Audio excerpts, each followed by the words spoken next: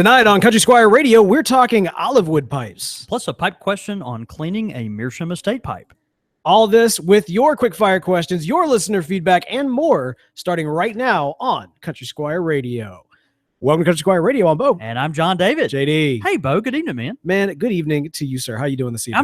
I'm good. I just want to acknowledge the fact that you're a real pro at this. Am I? Yeah, you just relish in all the little embellishments that go along with producing a really high quality podcast, and I just want to honor that. Thank you. I just want to honor that. I appreciate that, man. What you doing tonight, man? Man, I'm hanging with you. It's been a fun day. We actually put out the all the promotional stuff about the Pokemon Go podcast being acquired, and getting that news out there and sharing that was really great. And yeah, that's exciting time, man, for you and Podastery, and just I don't know, a lot of cool stuff going on. Yeah, that was it's a cool thing, man. The great thing about podcasting as an industry is that it's still kind of in the early stages, even 10 years later, and so there's a lot of wild west nature to it, which is probably the reason why you and I are able to get on mic and broadcast and talk about what we talk about. I know, right? Yeah, if we're being honest. So it's wait till the government gets its paws on us. It's it is what it is. But here we are and having a good one, man. I tell you what, man, we got a lot of stuff that's going on right now in the pipe world, and then very eventful, very specifically in our world too, man. Yeah. All right, so coming up next week, if I'm doing my math right, specifically Thursday, August the 11th, is the third annual Grand Rapids Country Squire Radio Meetup. Man, 3 years in a row? 3 years in a row, my friend. Incredible. Yeah, it's going to be awesome. Beard Corps is going to be there. It's just amazing. Like, we have this awesome pocket of community in Grand Rapids, Michigan, and every year, like we've been able to put this together. I say you have been able to put this together. No, let's be honest. Beard Corps has been the Beard Corps has been the one, right? Where are y'all going? So this particular time, last time we did it at a bar, which was fun, but then we all had to like shuffle off in a corner in order to smoke our pipes. So we're actually going to be doing it at India River Tobacco Traders. Again, that's going to be 7 p.m. At August, Thursday, the 11th. Now, if I'm understanding correctly, that's after their hours. So when you come to the door, either mention Beard Corps, mention my name, just mention Country Squire Radio, they'll let you in. Is that like the code word? You have to be like, Bo York. It's something like that. I wouldn't whisper it, but it is something like that. If they did, just be sure you wink when you whisper Bo York. Yeah, I don't do that. Bo York. That they will send you away. Wink. Yeah, they will send you away if you do that. So you definitely don't. Do you know what else August 11th is? No. What else is August 11th? August 11th of 2016 will be the Country Squire's 46th birthday. Dude, isn't that awesome, man? 46th birthday. 46 years. What a great achievement. B, what an uneventful year, though. I mean, 46. I know. 40. What do you do? Last year was 45, and we had this big hurrah and lots of festivities, and a commemorative pipe made and all these things. But it's like it's 46. I mean, that's awesome. What do you do with that? I don't know, but man, it's great. We're really excited. We a lot of cool stuff going on around here. We'll be having some promotional stuff roll out in the next week. So if you are on the Country Squire email list, you will be receiving something, just kind of talking more about that by the end of the week. But if you're not, you can go to thecountrysquireonline.com and sign up for our email list and just get more information about, kind of the shop and what we got going on. So, that's awesome. Yeah, anyway, kind of cool, man. All right, so August the 11th is the date. The official date. That's right. That's the official birthday. So here, if you're down in the southeastern area, come to the Country Squire to celebrate the birthday. If you're up in the Midwest, come to Grand Rapids to India River Tobacco Traders. Again, that's 7:00, and we'll be celebrating together in spirit from two corners of the country. Right. Awesome, man. That's exciting. Yeah. Also, all right. Now this is great. Now this is some other fun stuff that's going on. That Monday. After that, so not next Monday, but the next Monday, it's August 15th, we're doing something a little different. Yeah. This is kind of fun. Now, we from time to time we like to enjoy tobacco, or pipe tobacco. We do. You're actively enjoying it now. We also enjoy a little bit of the brown liquid. Some brown water. Please don't light my mic on fire. And we're not. I'm sitting here lighting this pipe, and Bo's about to have a coronary. We enjoy some brown water occasionally, and we're not talking about the Jackson water. We're talking, of course, about whiskey and nice scotches and things of such nature. This is true. So short-term listeners know, we do occasionally do episodes called Squire Select. Now, I remember the first time that we ever did a Squire Select. We put out some social promotion that we were doing this. It was one of our earliest episodes that we ever did live broadcasting on the YouTube channel. They kind of the precursor to what this YouTube channel was. Wow, So it was back when it was on kind of the old Podastery catch-all. But okay. But I remember we posted out those information on the social media, and a lot of people saw it, and they were like, "Oh, like how do I get in? How do I go to this thing?" Right. They thought that it was, you know, an actual like physical thing. They were going to be able to they could join in on. Come in and get a little bit of a scotch or whiskey and pair it up with tobacco. Well, that of course was not the case then, because it was just a special episode of Country Squire that Country Squire Radio that became a regular series. Well, you know what? We're doing a little bit of a throwback and giving the people what they wanted 3 years ago. And we are actually going to do a Squire Select live in shop, and we were going to open the doors. It's $10 a head. It's exciting, but you get some scotch, you get some or whiskey. We haven't quite we haven't nailed it down. Yeah. But one way or the other, you get some brown water. You get a chance to pair that up with the tobacco pairing. So it won't just be me and John David here. If you're able to come out to the Country Squire on Monday the 15th, that's Monday, August 15th, you're going to want to be here at 6 p.m. As we will broadcast live at 6:30. So you want to get here early, get your seat, have $10 ready with you, and get a little bit of some whiskey and a little bit of tobacco. And I think it'll be, dude, it's exciting. It'll be a fun time. You'll be able to actually sit in live. Well, and smoke the actual pairing with us. Exactly. Yeah, which would be kind of fun. I'm really I'm curious to see how this goes. To some extent, this is a trial to see what it's like. You know, I mentioned off mic all the time how when recording, I like to reduce the amount of variables, and we're not going to do that this episode. We're just going to welcome all of the variables. Wide open, baby. Yeah, I can't wait to see what prescriptions you have on you that night to take care of your anxiety. Yeah, I'll be drinking that whiskey. That's what I'll be doing. You have plenty of nerve pills. So absolutely. If you want to come by the Country Squire sometime next week or next week to sign your name up, go ahead and put in your $10. Yeah. It'd be nice to get kind of a head count early in just to make sure we have enough chairs. And I think it'll be a lot of fun. And we hope that many of you will be able to join us, those of you in the southeastern area. If it goes well, who knows? We might make it a regular thing. Yeah, we might. We'll have to see. Yeah. We'll have to see. Depending on certain people that we think might show up, if they're on good behavior. We might just have to ban people outright. I don't know. Is that bad? Like we just already know kind of who we have to ban even before. You know, that's an online thing, right? I mean, most forums have some sort of like ban hammer or something of that nature. Ban hammer. That's fantastic. Hey, one other thing going on that I'll mention for August, and we just released this last week, but our friend Max Stokeby, that name might sound familiar to you.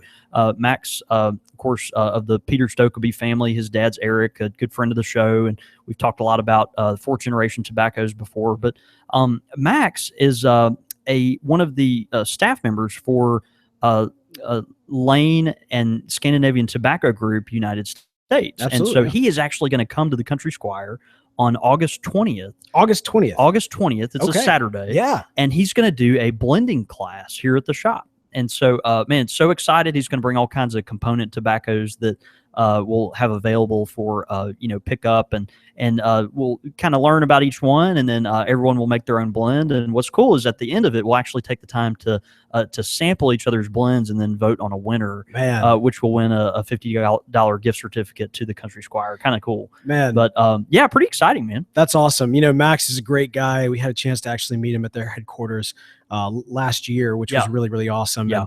And, he's someone that I think we've both kind of said many times we want to get on mic. So hopefully while we actually have him in town, we can actually get him on mic and talk a little bit about, his personal journey, his family's history, the legacy that, man, I don't even want to, just the legacy when you're born into the Stokeby name, you can imagine the pressure that might be there. All the stuff that comes with that. Yeah. And that's right. What a tradition, but no pressure. But no, and that's the thing. He's such a cool guy. It's one of these things where he's the Max Stokeby is to some extent a brand unto itself. Very much could be.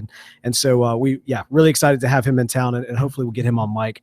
All right, man. Well, we've got a great topic tonight. It's what we'll be talking about. Let me back that up. I'm going to edit it out in the post so you guys in the live show, this is how the sausage is made. We got a great topic tonight that we're going to talk about, but first I want to talk about a new sponsor for this program. Yeah, man, it's exciting. Okay, you like pipe tobacco.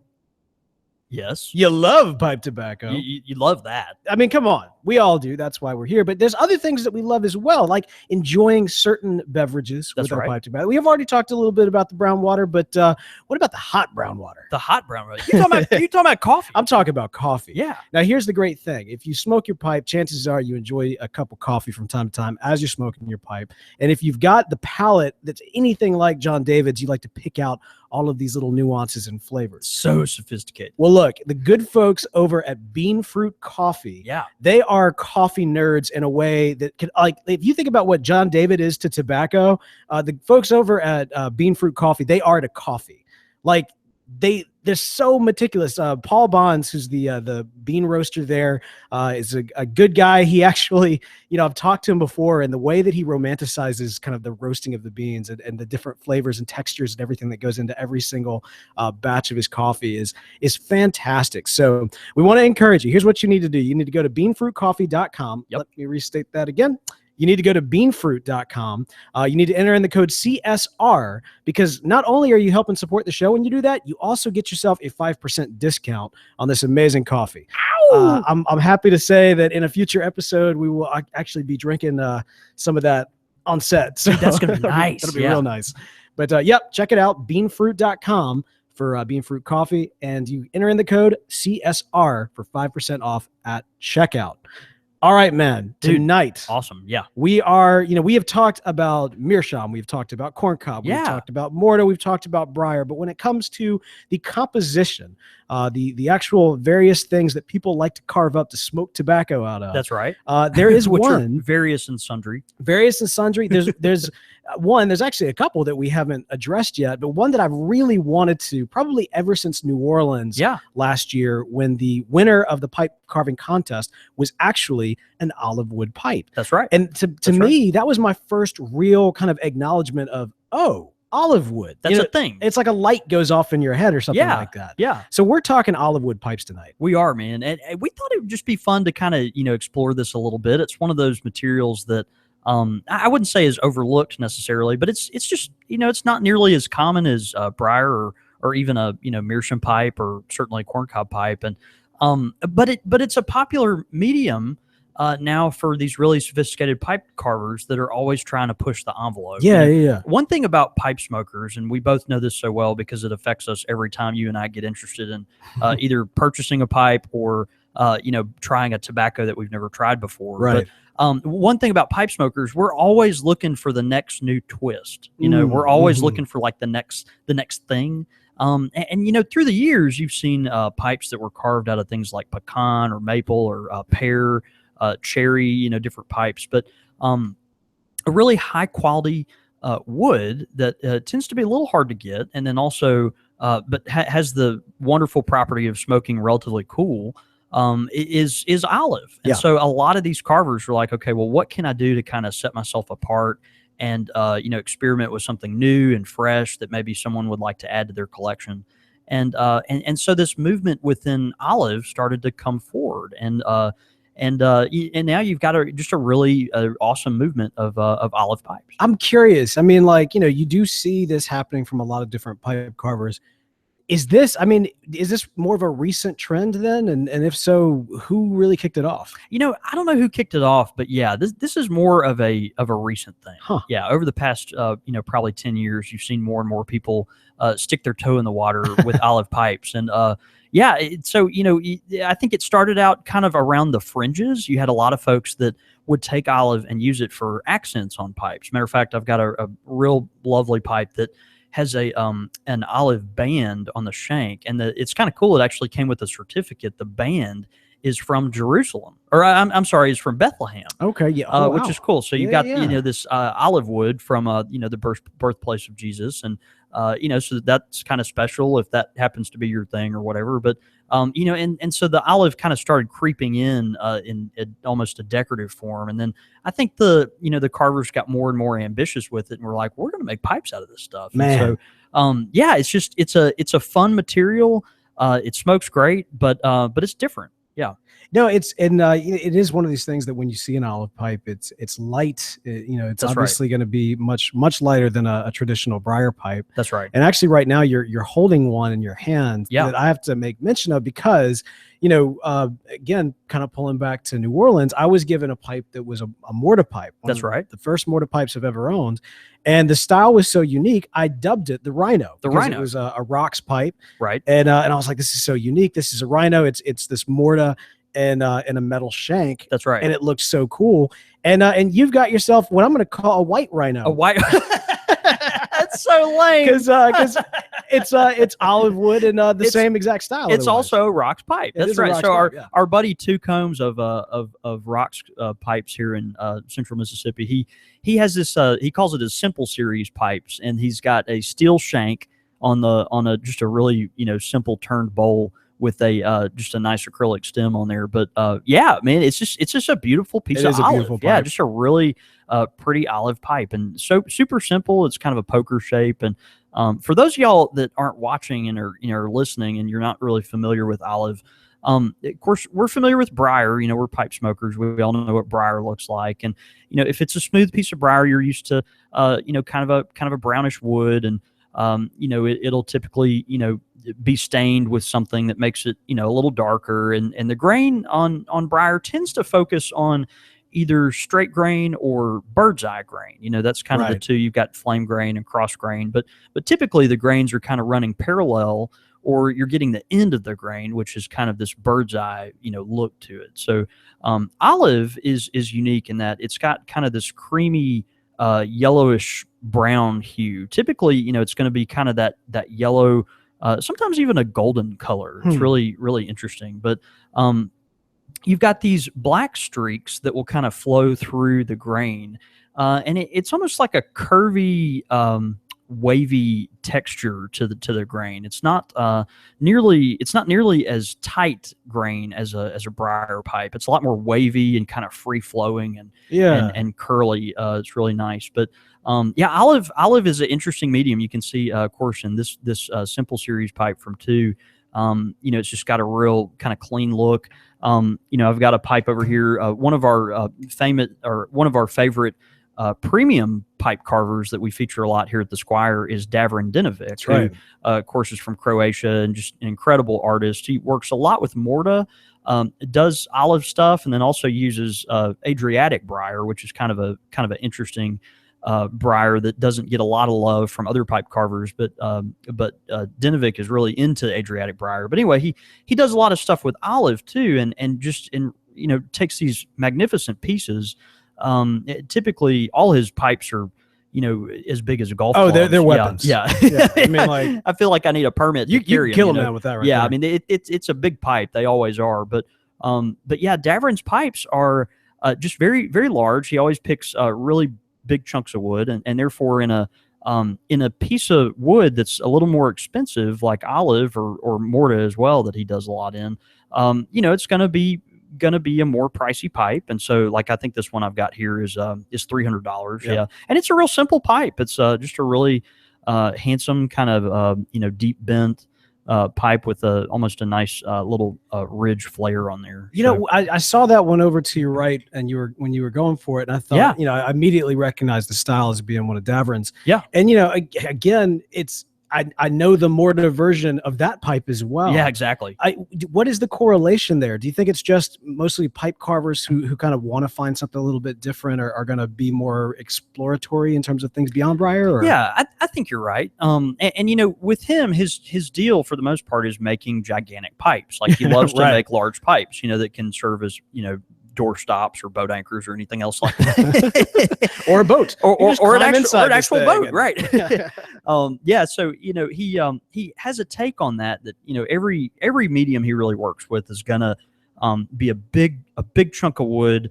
To get a piece of wood that large to make a pipe out of, it's got to be really high quality grain. And so because if you're dealing with that big of a piece of wood to make a pipe, you're gonna pay more for something that's that pristine, so if it's that large. So anyway, and a lot of the ones that he does, it's real typical of this with the olive. It's just got kind of a nice honey golden color to it. The grain is real wavy, and just has different patterns than what we expect from briar. So sometimes you'll have tighter grain on the olive, like this one does have kind of tighter grain than sometimes we're used to, but a lot of times it's just really wispy, kind of grain there. Interesting. So, yeah. Thing that olive is known for, of course, there's tons of people that prefer sandblasted pipes, sandblasted and rusticated pipes. I haven't rusticated olive pipes. Most people that do olive do a smooth pipe. But occasionally you will see someone sandblast a pipe. Yeah, I was going to ask you, kind of a natural texture to it, right? That's right. It's interesting. Like it's a very unique, almost the texture is almost like a pumice stone or something. It's just really hard to explain, like almost like a kind of the outside of a rough sponge. But when olive is sandblasted, it just has this really fascinating texture to it. The waves come out similar to a briar pipe that has good ring grain on it, but it's just different. It's hard to explain. It's much more subtle, I think, in the sandblasting with the olive. And so tonight here I've got this beautiful olive pipe. Danny Vasquez made this pipe. Yeah, man, I'm getting good. You're getting good, man. Yeah, you nailed it. Yeah, Danny with Bird and Bear Pipes. You have to check out his website. But beautiful olive pipe. He actually blasted this pipe, and you don't see that a lot. You just don't see a lot of olive pipes that have been blasted, but it's got a real pretty I think that's like a zebra wood accent, and a beautiful green Cumberland stem, Japanese Cumberland stem on there. So just real elegant, but something different. I think, like we discussed, the olive is just an opportunity for carvers to kind of show out and experiment with different colors and different textures, and just provide folks an opportunity to try something that they might not have currently in their collection. Where does most olive wood come from? Yeah.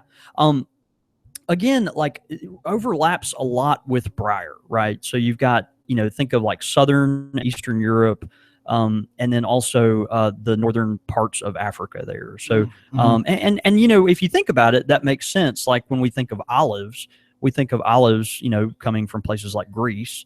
And so there's going to be, olive Italians, right? And Italy, places, again, Southern and Eastern Europe. And so, didn't Vito Corleone, wasn't his like front in The Godfather 2 was like a olive oil plant or like something or another? I actually can't remember. I don't know. It's been a long time, but I think that's right. Maybe it's to get in the olive oil. Hey, let's get in the olive oil business. I'm going to call it over here, and then I'm going to take care of your family. And if they don't take care of your family, I'm going to take care of their family. It's fantastic. Thank you.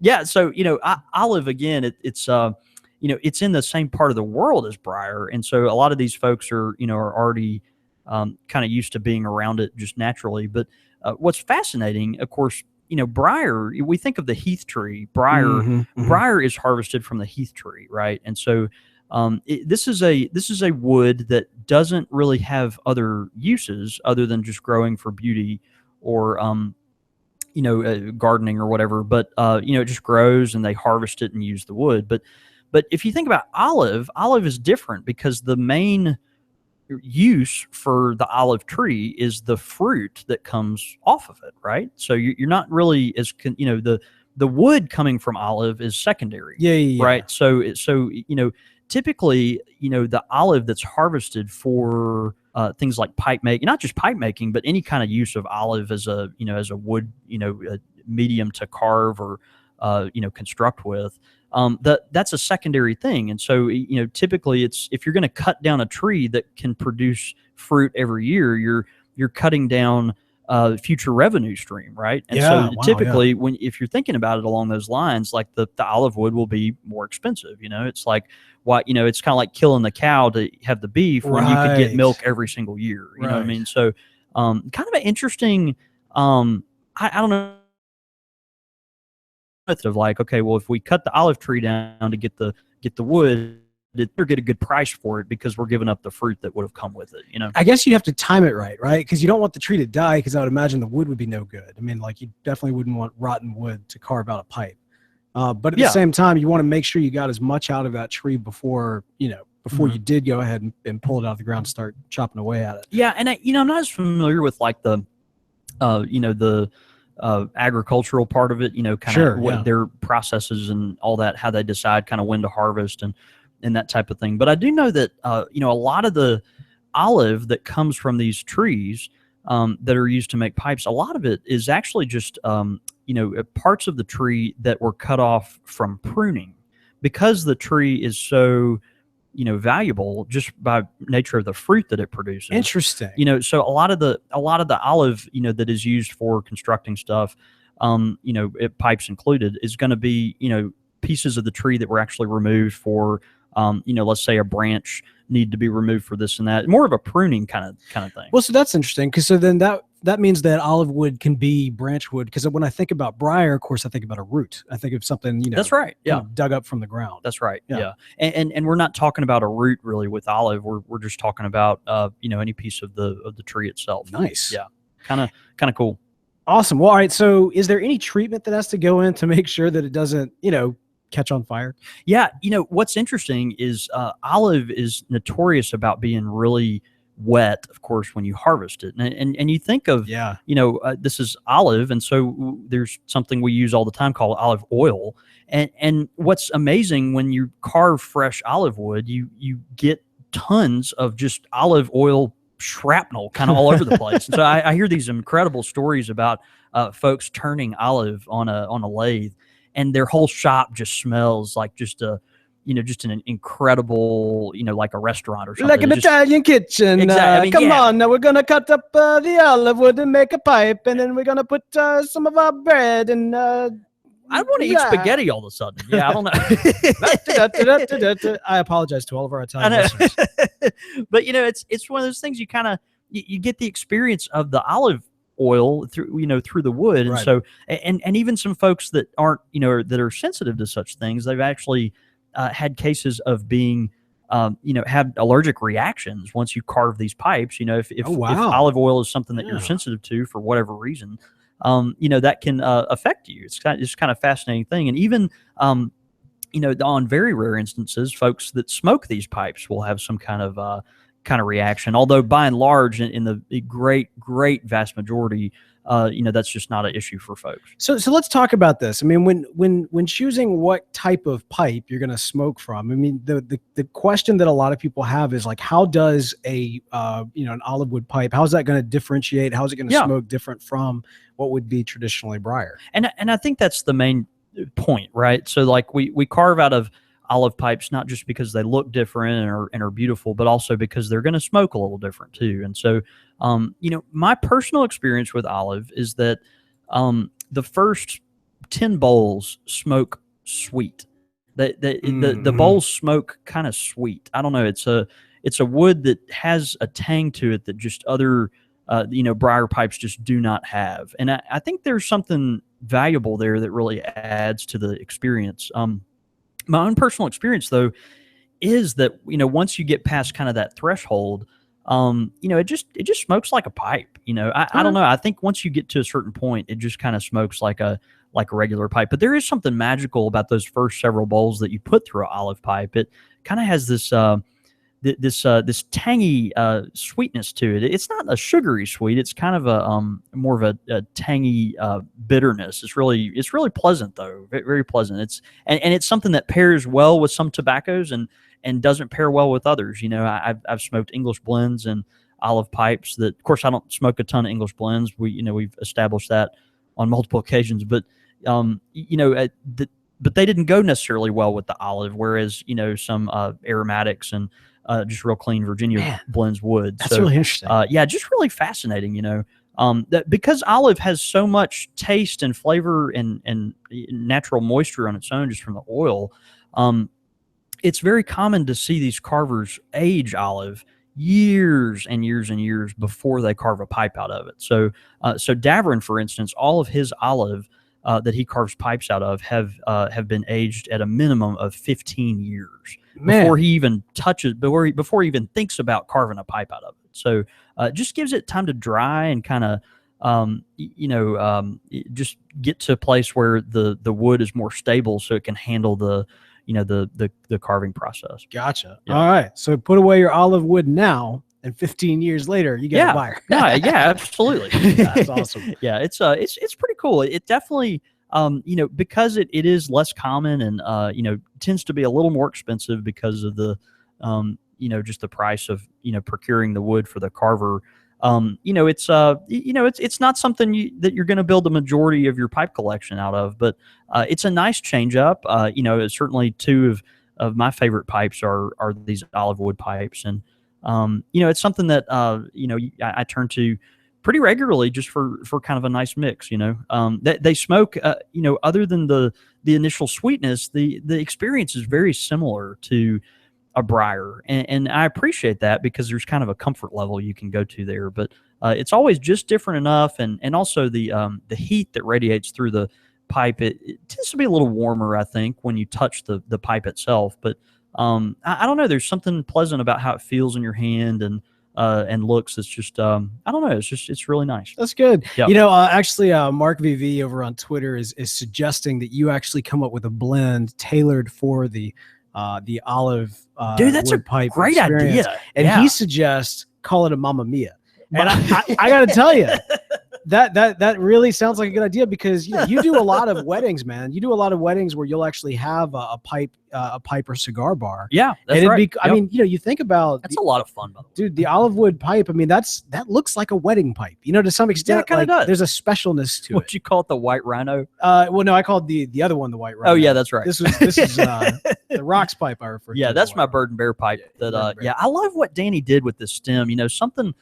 Another cool thing about olive, because it looks so dramatically different from briar. I say dramatically different. It does. It really does look different. But the pairings with different materials for things like stems and accent bands, they can get away with different things that maybe on briar you wouldn't necessarily try. That's good. Yeah. And so with this particular wood, this particular pipe, for those that are listening, you've got just this real kind of dark green Cumberland that just pairs. It's like olive. It's like an olive colored stem, and it pairs just really well with that blasted You've wood. been enjoying the heck out of that pipe. Yeah, it's got a few miles on it. Yeah, it's got a few miles on it.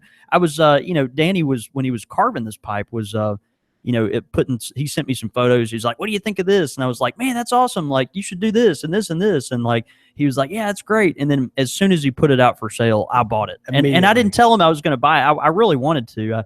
I knew that, he may have some others that wanted to jump on it. And I think I made a lot of people very disappointed when I bought this pipe. At some point I'm going to get a Vasquez pipe. Yeah. His work he's fine. He's really, really talented, man. But I love the stem on this pipe. There's something, about that's just real classy. But anyway, olive wood pipes, one of those things that, your majority of your collection is not going to be made of. But, if you've reached a point where you want to try something new and different that might, kind of mix it up some and also give you a different experience, I highly recommend branching out. That's good, man. Yeah. The great thing is about your collection and making sure you have something for various experiences. You've got your olive wood pipes, you got your briar wood pipes, you got your mortar pipes. But you know what you also need to be part of your collection? Dude, the cob. The cob, man. Yeah. Specifically a corncob pipe from our good friends at Missouri Meerschaum. That's right. All right. So, we're doing something a little bit differently. Typically, we've got a Missouri Meerschaum pipe that sponsors the show. Yeah. But we actually talked about it this particular episode.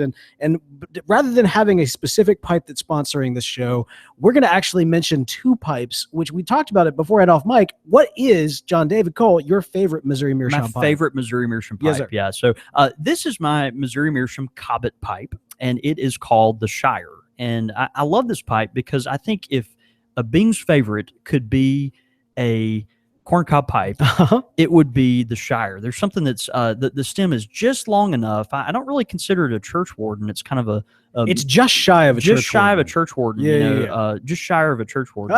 And but they've got what they did with this. Our friends at Missouri Meerschaum, they put just a real nice kind of acorn shaped bowl in this pipe. So the way it handles is just super comfortable, and it's got for the size, a pretty generous bowl. It's kind of tall, and I think one of my favorite things about this pipe, other than the length, is the quality that they put on the stem. They spend a lot of time working on the stem of this pipe, and and for a pipe at this price point, you really are impressed by the amount of effort that was put into this. There's just a ton of quality here. So I love that pipe. It smokes great. It's really light, and it's a go-to for me. That's good, man. Yeah. For me, it's the Country Gentleman. It's a good size bowl. Yeah. It was the first Missouri meerschaum I ever owned, which was actually a gift from a listener who had taken it and made a custom version of it. I forgot about that. I'll be smoking that. Pipe is gorgeous. Yes, sir. I'll be smoking that next week, actually, up in Grand Rapids, and as I'm fishing. And so, appropriate that it would be one of the 2 pipes that we talk about here from our good folks, from the good folks at Missouri Meerschaum. Look, if you have not gotten yourself a Missouri Meerschaum pipe, I tell you what, don't just get one, get a couple of them. They're great priced corncob pipes at excellent quality. You talk about pushing the envelope. The folks at Missouri Meerschaum, they're always pushing the envelope and finding new and creative ways to bring the corncob pipe into existence. And you got to check them out, guys. So check it out, Missouri Meerschaum. We thank them for sponsoring this show, and we thank you guys for supporting them. All right, man. Pipe question of the week. Yeah, man.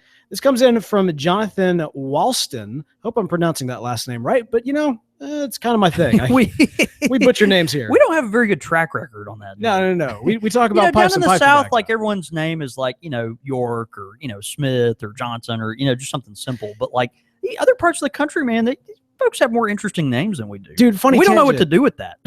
Funny tangent. Last night we interviewed the voice actor that portrays Gorilla Grodd from the CW's Flash for Flash TV Talk. That episode's coming out this week, I hope. But after he was a cool dude. He's got this big voice, like if you were gonna have it is really, really deep and everything. But anyway, afterwards, it's so cool, so nice. Afterwards, he said, "Yeah, you mispronounced my name the entire time." Ooh, and he was very kind about it. But he corrected me, and I was like, "So painful." I'll try to fix that in post. And you just want to get it right. I know. I felt so embarrassed. But Jonathan W. That's the best way to get it right there. That's why we say Mark VV. That's right. Sorry, That's Mark.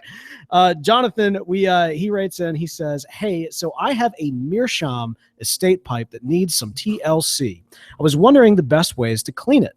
It also needs some repair done or a replacement stem. Any suggestions would be appreciated. Keep up the good work, Jonathan." Man, I have trouble when helping people figure out the best way to care for their meerschaum pipe if it needs repair work, restoration, any kind of cleaning or things like that. Meerschaum is just different, y'all. I mean, it acts differently. It handles differently. It's just fragile, and you ought to, we haven't interacted with them in a while, but you ought to get a hold of our friend Reborn, and maybe Reborn Pipes at Reborn Pipes on Twitter. He'd be a really good resource for you. There's several pipe repair folks like Tim West and Floyd Norwood, and folks that work often with meerschaum that could maybe give you some pointers. But meerschaum, you got to be careful to keep in mind the outside of the bowl. If there's been any coloring or any kind of marks or anything on the outside of the bowl, you're just going to have to assume that that's there for good. That's not something that you're going to just put on a buffing wheel and buff out. And typically you don't want to. Right. Typically meerschaum is colored, and that's the kind of the point of having a meerschaum pipe or one of the points is that it's porous material and takes on oil from your hands and the tobacco and all these things. So it can be beautiful, but a lot of times people will, if a meerschaum is scuffed or something like that, they just really want to get it perfect again. And really the outside of a meerschaum, you're just gonna have to be satisfied with kind of where it's at. The inside of a meerschaum, you can do a few things. What I've always done is very carefully use some type of cleaning fluid. So a lot of times, I'll go next door to the liquor store, get like I always talk about, a big bottle of Everclear. That's what I clean a lot of pipes with here at the shop. And so you can kind of start to work some of the cake out with that. And if you do reaming, you can do that, but you just need to be very, very gentle.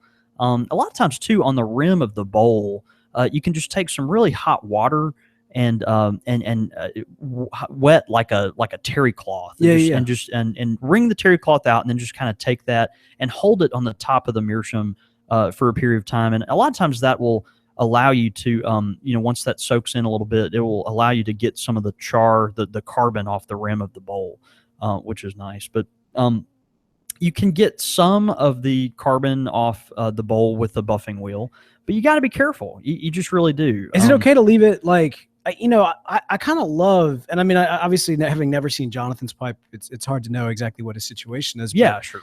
For me, I love kind of the idea, like the visualization of kind of like a white, kind of almost like a pure white Missouri, or not Missouri meerschaum, but meerschaum pipe. Right. That is, as you get closer to the bowl, gets darker and darker and darker, and then it's just that char black. Just a charred rim. Yeah, like, is really, it okay just really to kind of beautiful. leave it like that? Yeah, absolutely. Okay. And honestly, that's kind of the point. Yeah.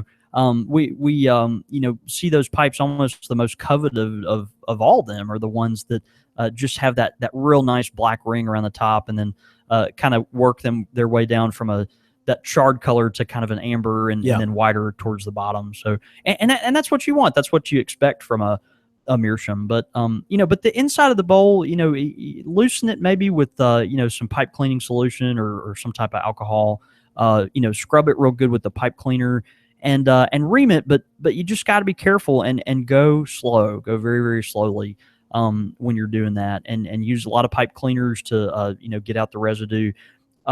Don't expect too much of it. Don't try to push it too hard. Meerschaum is fragile.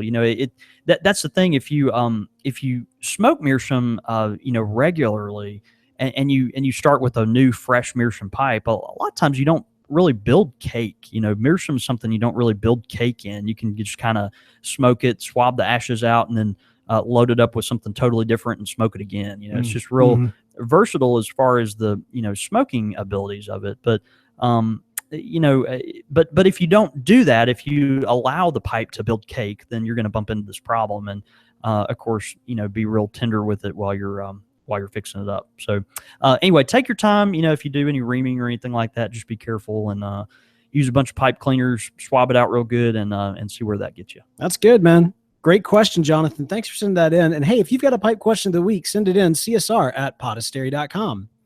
Also, and I'll just mention quickly, as an aside along with that, but if it does need some repair work, like the pieces that go in a meerschaum pipe are very unique, and so a lot of times these folks that repair meerschaum pipes, even if it's just a small little screw or a tenon or an extension or something that you've got to put on this pipe to repair it, it could cost $30, $40, $50 just for a very small piece to be installed on this thing. And so keep that in mind just as you're looking at, if it's something that you do need a replacement stem for, and are going to send that off to get done.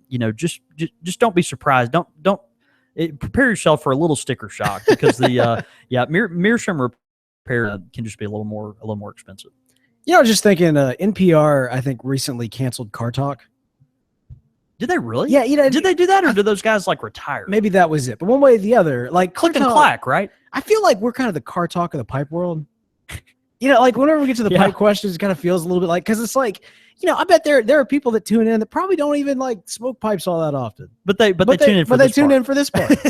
Kind of, and it's just like, and they're just kind of like, my wife listened to Car Talk. Because they had that puzzler thing, right? Where they'd throw out this crazy thing, and then it would be some kind of math problem, or I don't know. And then the next week they'd come back with the solution. I don't know. Well, here's our version of that. Quickfire questions. All right. So we got some quickfire questions in. Tyler B. Now this is battle edition.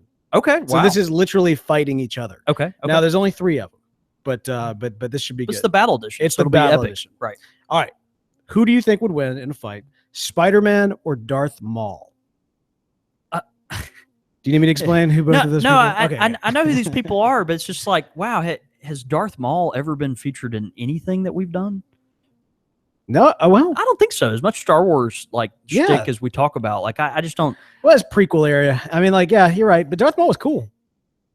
Darth Maul was also a double-bladed lightsaber. I wouldn't go as far as saying he's cool, but but I think he would beat Spider-Man. Okay, no and no.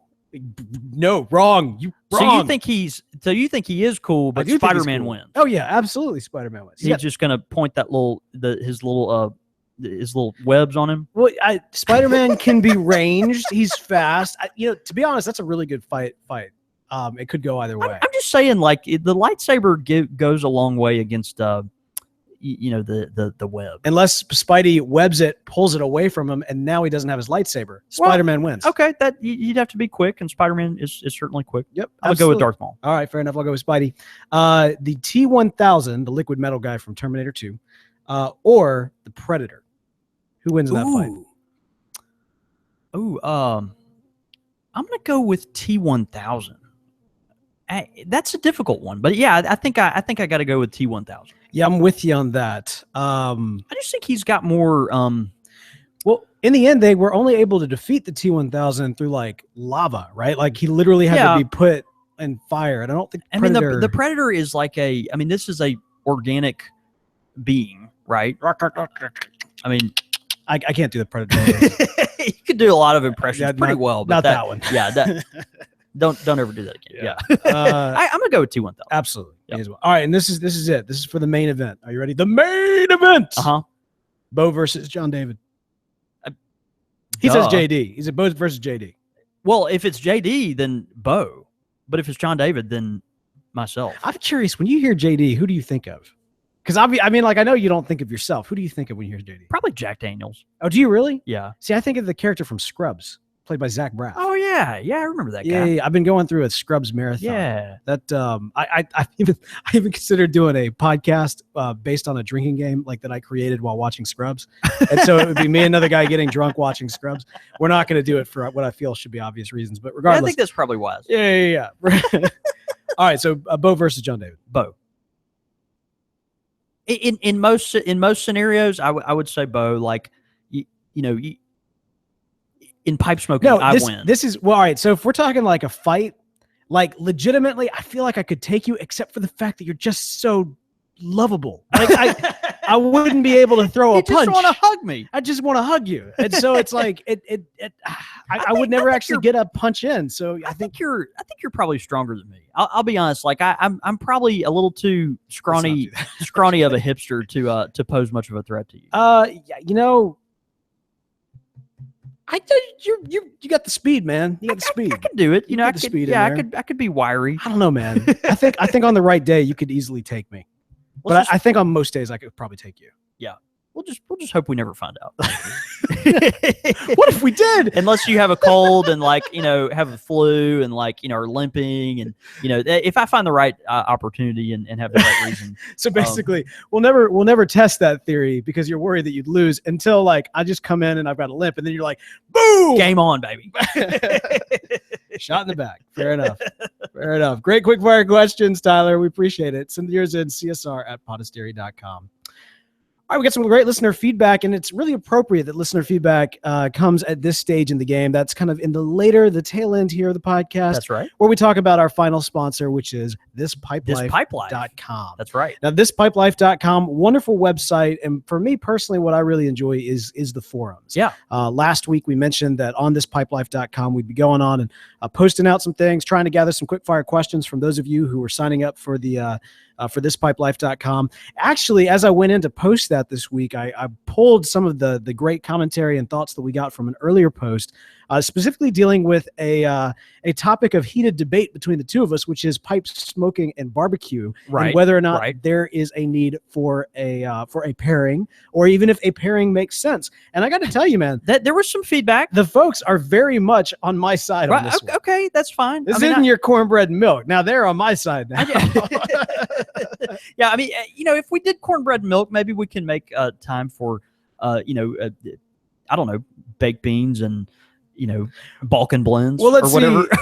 Let's see what the feedback that we got. Again, this is coming from the forums at thispipelife.com. Do Mullen had this to say. He said, I'm a fan of Virginia's in the heat. So for me, grilling tobacco tends, his quote unquote grilling tobacco tends to be PS, luxury, bullseye, or something like Dunhill Flake. Yeah.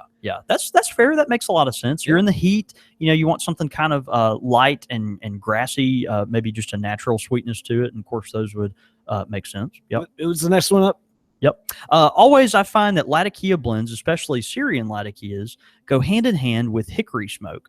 My go-to barbecue pit smoke is MacBaron's Virginia's Vintage Syrian. So good. Man, he actually sent a picture. That's from the Wandering Dude. Yeah. On this pipe. I'll never forget the first time I opened a Frogmorton tin. This was many years ago, but I smelled the tin and all I could think of was barbecue ribs. Yeah, that's all I could think of was barbecue ribs. Yeah, the work is practically done for you on this one. No, that's fair. Why are we not eating ribs right now? Okay, fine. All right, and then finally another one, and we had a lot of discussion there, a lot of great comments. But finally, again, this is from thispipelife.com, and this is from our very own Pappy Joe, who wrote in saying, "Yes, of course, I actually like to smoke my Missouri meerschaum cob, usually something containing Latakia to go with the smokiness of the barbecue. Sometimes, if I'm using a gas grill, instead of my charcoal, I will use a briar that I can clench." Yeah. But I mean, like these are well thought out practices that people have really just embraced pipe smoking while barbecuing. Okay, well, maybe next 4th of July we can think about this. Well, I'll tell you this, man. Hopefully, Pappy Joe is enjoying some barbecue this week, because he also tweeted into us before we went live tonight, and I wanted to give a shout out. Asked if we would, and I think it's appropriate to give a shout out to the U.S. Coast Guard, who is actually turning 226 on August the 4th. Man, that's awesome. Yeah, your little what was it? 46-year-old anniversary for your shop? Dude, got nothing. You had nothing on the U.S. Coast Guard. Man, yeah, Pappy Joe, of course, from Louisiana, a really good friend of the show and of the shop, and man, just very proud of his service in the U.S. Coast Guard and everyone that did that for us to protect our borders. And man, we appreciate all your service and absolutely and hard work. And to any other Coast Guard members out there, we salute you as well. Absolutely. Thank you for your service, guys. Great feedback. We really appreciate all of that good stuff. By the way, if you haven't registered for thispipelife.com, you absolutely should. Now is a good time to do it. We also want to encourage you to mark on your calendars right now. I'm going to go back over some of those dates, events happening that we mentioned at the top of the show. Of course, Thursday, August the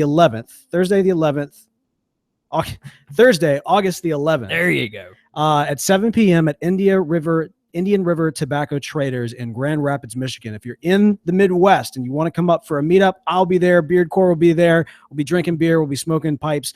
It'll be a lot of fun. So we hope if you're in that general area, you might be able to make it out. Again, that's Thursday, August the 11th at 7 p.m. Indian River Tobacco Traders. Mention either me or Beard Court at the door. They'll let you in. Bo York. Yeah, but don't whisper it because creepy. If you whisper it, just wink. And then for those of you here in the hometown or just in the kind of the southeast who want to make the trip up, that's August 15th. That is going to be Monday, August 15th at 6 p.m. here at the Country Squire for a Squire Select tobacco and whiskey pairing. It's going to be $10 either at the door. If you want to come in beforehand, put your $10 in, your name down, then we'll be collecting that. I say you'll be collecting that information. Yeah.